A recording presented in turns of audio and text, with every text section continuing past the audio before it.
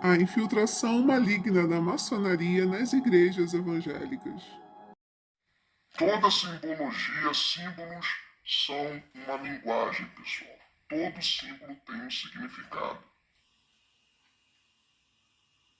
Este vídeo não tem a intenção de combater a maçonaria e muito menos defendê-la, mas somente sustentar a ideia de que toda sociedade secreta, por mais organizada e filantrópica que demonstre ser, é considerada, pela maioria dos cristãos, incompatível com os princípios do cristianismo bíblico.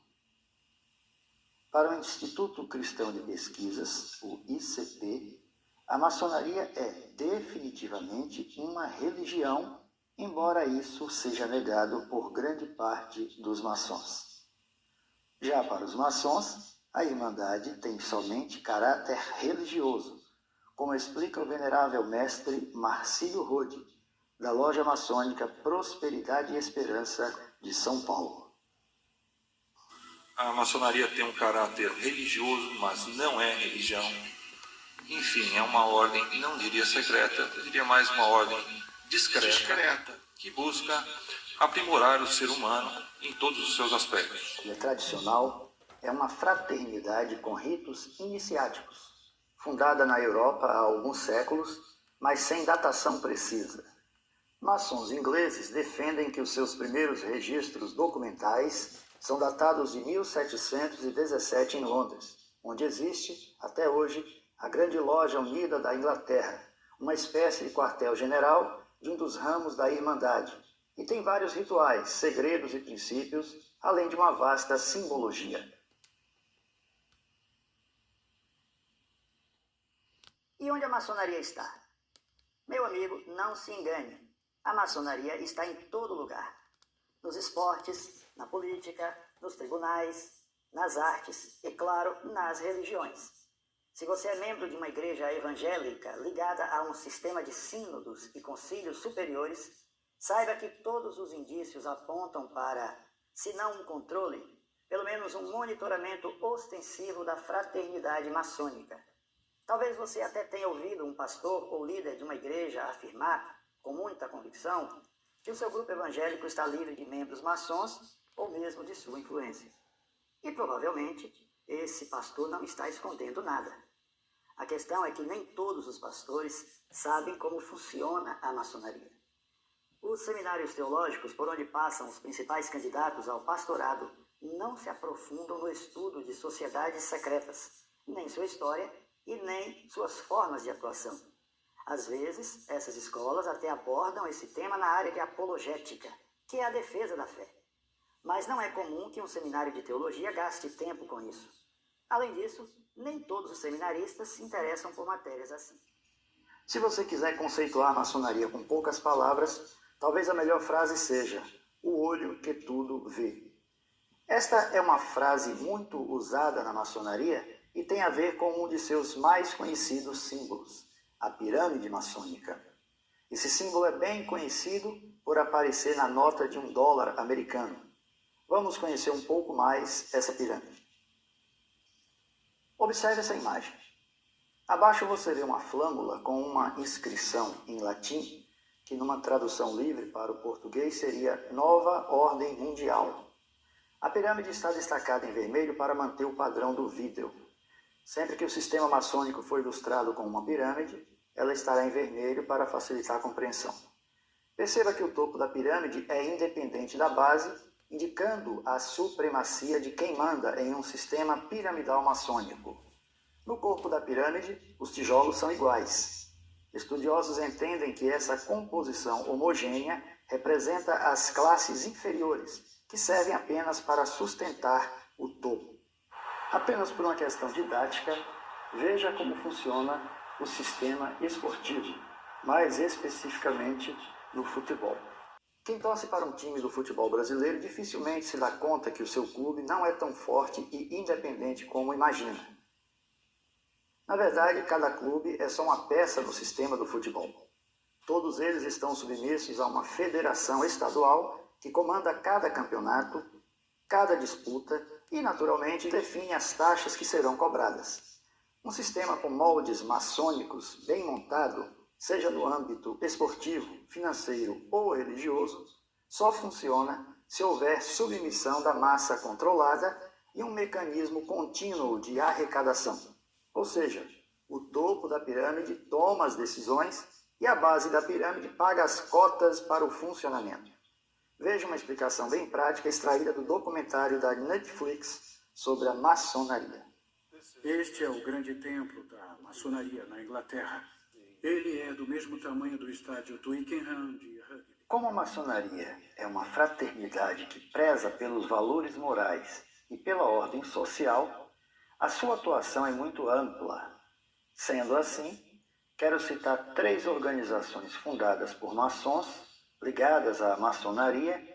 A sua proposta é o desenvolvimento do jovem por meio de um sistema de valores que prioriza a honra, baseado na promessa e na lei escoteira.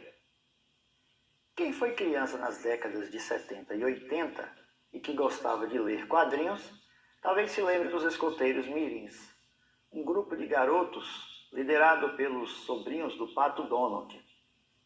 Os escoteiros mirins viviam em contato com a natureza, cuidando de animais feridos, apagando focos de incêndio em bosques e florestas e fazendo casas nas árvores.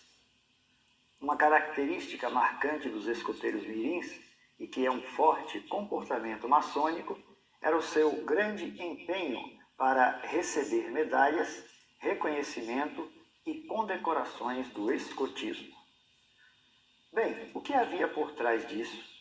A verdade é que esses garotos dos quadrinhos são personagens dos estúdios de Walt Disney, um maçom grau 33 que usou seu trabalho artístico para difundir os valores maçônicos. A criança ou adolescente que ingressa no escotismo é iniciada nessa atmosfera de cooperação e fraternidade, despertando assim, se for o caso, sua vocação futura para as atividades maçônicas. Tanto o escotismo quanto o Lions Club e o Rotary Internacional exaltam virtudes, valores éticos e a paz mundial. Uma prática da igreja primitiva. É somente uma condecoração dos rituais maçônicos, criada, formatada e inserida no sistema religioso por eles mesmos, para enriquecer sua vasta coleção de honrarias. Considerações. A maçonaria, mesmo sendo acusada de fazer tudo em segredo, se orgulha publicamente de ter em seu rol de membros pastores e outras lideranças cristãs, e assume isso sem qualquer problema. Sereníssimo Grão-Mestre, as igrejas evangélicas têm crescido muito nos últimos anos, ocupando o 2º lugar em número de fiéis. O senhor poderia nos dizer se existem pastores evangélicos maçons e como é o relacionamento da maçonaria com essas igrejas evangélicas? Muito obrigado por essa pergunta. Essa pergunta é muito importante. Acontece o seguinte, a maçonaria ela não é religião. A maçonaria é uma filosofia de vida. E evidentemente que dentro de um templo nós temos diversas pessoas de diversas religiões diferentes. E todas se respeitam. Sim, nós temos padres católicos, nós temos pastores evangélicos que são irmãos nossos de maçonaria. Eles trabalham porque dentro dos nossos templos nós temos um livro sagrado. E esse livro sagrado é a Bíblia, é um livro de moral. E nós temos diversos irmãos que fazem parte, que são evangélicos, que são católicos, que são budistas, que são maometistas, de todas as religiões. E isso é importante todos se reunirem ao mesmo tempo. Outra coisa que eu quero deixar bem claro é que a maçonaria é a única que consegue congregar dentro de um templo todas as religiões. Mas, ao que parece, o sistema religioso, que sempre diz ser da luz, prefere não comentar nada sobre seu envolvimento com a maçonaria. É raro você ver uma igreja assumir essa relação.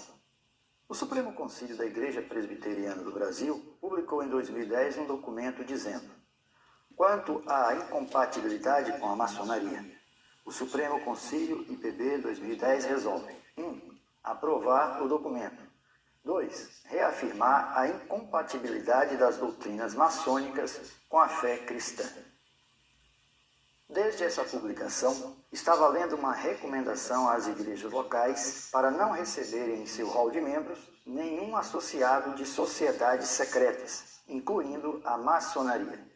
No entanto, esse decreto levantou algumas perguntas, pois, por algum motivo não explicado, não houve recomendação a pastores ou presbíteros de deixarem também as entidades maçônicas, como Rotary Internacional e Lions Club. Ou seja, o maçom presbiteriano pode deixar a maçonaria e continuar como rotariano. Cuidado, meu irmão, cuidado, minha irmã.